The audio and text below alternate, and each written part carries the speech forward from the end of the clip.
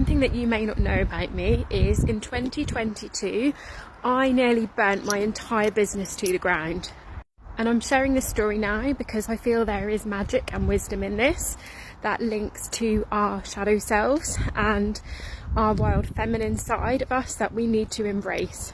So I am ever the optimist, and that usually sees me through really well.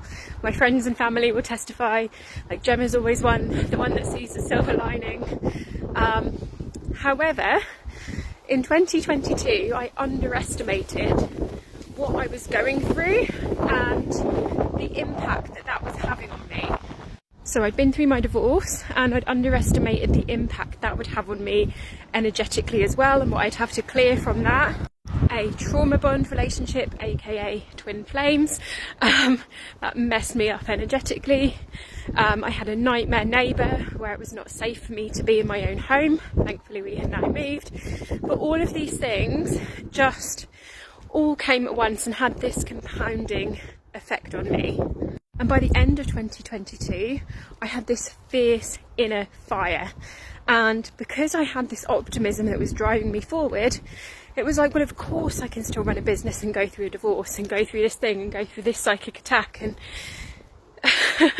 like, this optimism actually was what made me want to burn everything to the ground, because it was like, this is ridiculous.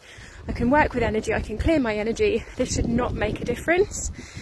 But the reality was that it did. And it pushed me into this space of this push-pull dynamic again. So almost a bit of a denial, and like, I'm so fierce and strong and I can go through this and I can make this happen.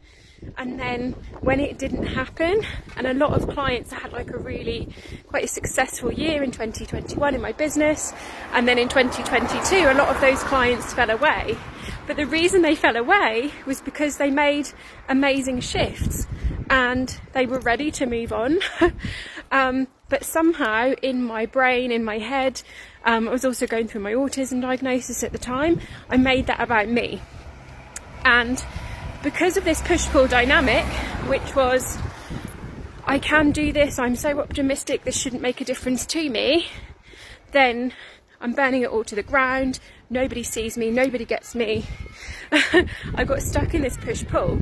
And what this was telling me, like this fire that was inside me, was genuine anger for not being seen, not being heard throughout so many moments in my life. The autistic burnout and rage was that part of me coming out and wanting to be heard.